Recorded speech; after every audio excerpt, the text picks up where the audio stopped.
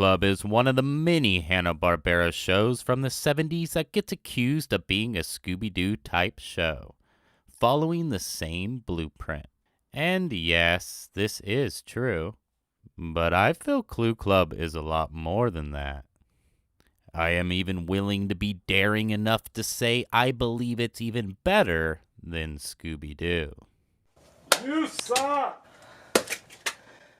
Yes, I know, it's not a popular opinion, but hey, it's my opinion. And I am a pretty big fan of most old Scooby-Doo shows. I give it credit for being the first Hanna-Barbera show to have this format, but being the first doesn't always mean being the best.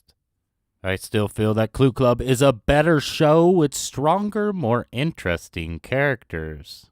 For example, the dogs could actually talk to each other and other animals. Dottie, for the time, was a tech genius that no one on Scooby-Doo could match wits with. Subject, Agnes Twitchell. Check back issues of...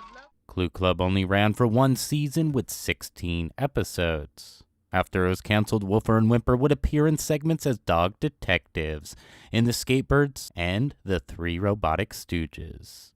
All 16 episodes are classic, well-written, humorous mystery fun. Today I'm going to be looking into my 5 favorite personal episodes from this classic animated series. So let's get this thing started. The Paper Shaper is the first Clue Club episode ever produced, being released August 14th, 1976. In this episode, a printing press is secretly being ran and sabotaged at night.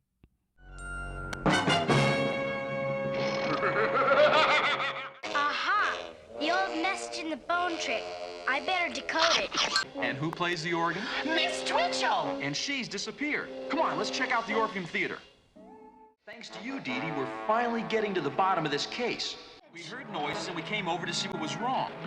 For the great Mephisto! That's none of your business. All we want to know is where you were last night. Wait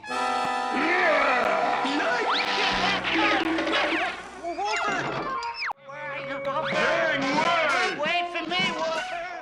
The humor is well done and the mystery is interesting enough to keep you intrigued throughout the episode. What I really like is that the unknown criminal leaves origami animals everywhere, which ends up helping the Clue Clubbers solve the case. Another paper animal. Oh, right on, Super Sleuth. Counterfeiter gave himself away by leaving us those little paper animals. Say, now I remember.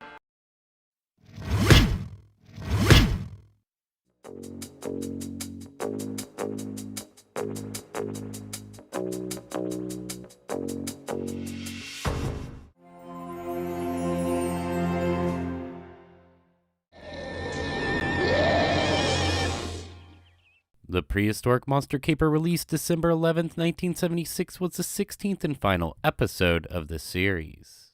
The Clue Clubbers get to look for clues, this time on a movie set. That's right, as the director from a dinosaur-themed movie has disappeared.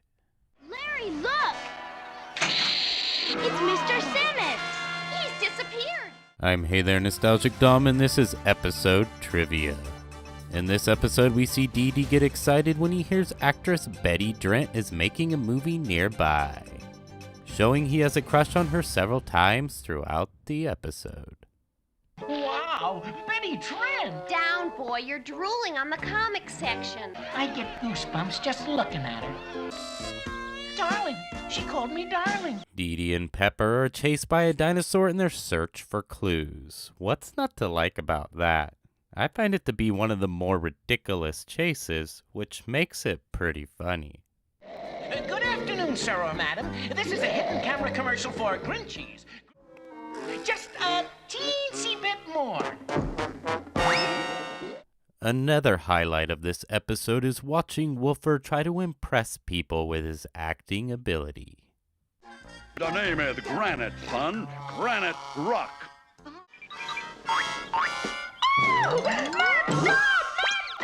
My little chickadee.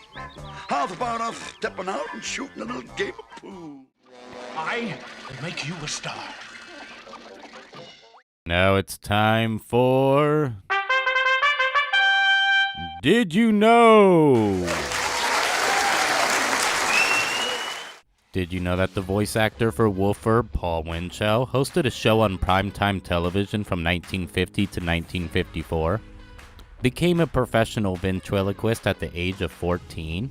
Winchell was a television actor in the 50s into the 70s, making guest appearances on such shows as The Dick Van Dyke Show, The Brady Bunch, and The Beverly Hillbillies. He was also known for his voiceover work in animation, being the first one to voice Tigger from Winnie the Pooh. And so many more legendary characters, from Gargamel from the Smurfs to Zummy Gummy from the Gummy Bears, just to name a few.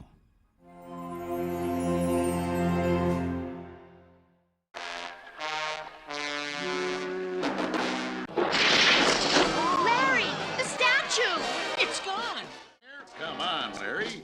We were all here, Sheriff. Nobody touched that statue. 4, up, 2, 3, 4, up, 2, 3, 4. You think we ought to... Why are we running from a clown? That we're not going to find Papa Kanoa. Yeah.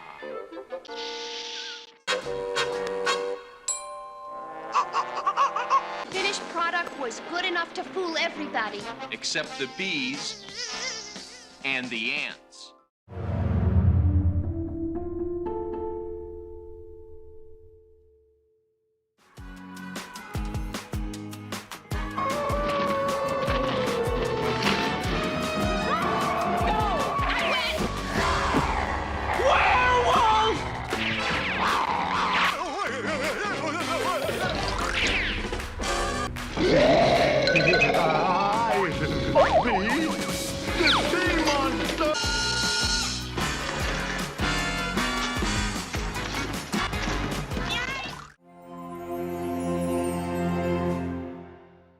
The Clue Club witnessed a train filled with gold vanish as it goes through a mountain tunnel.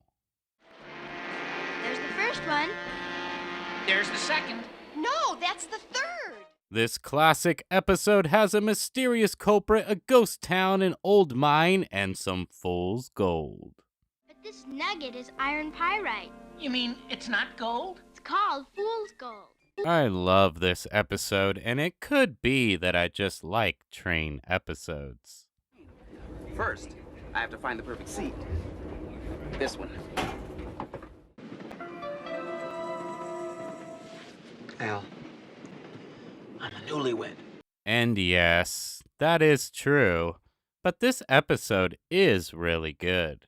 There are quite a few funny moments throughout. Knock it off, you guys, right now! Oh, wow. She can see through walls. I told you she was a witch. And the mystery is top-notch, all around an enjoyable episode. On the dispatcher's panel, it probably did look as though the train had disappeared. You gotta develop a sense of humor, son, like me. Now, what I mean is... The Clue Club investigate a dock area where a sea monster is seen. This is not just my favorite Clue Club episode, it's also the first Clue Club episode I ever watched. A spooky old shack. Looks like a trap. We'll soon find out.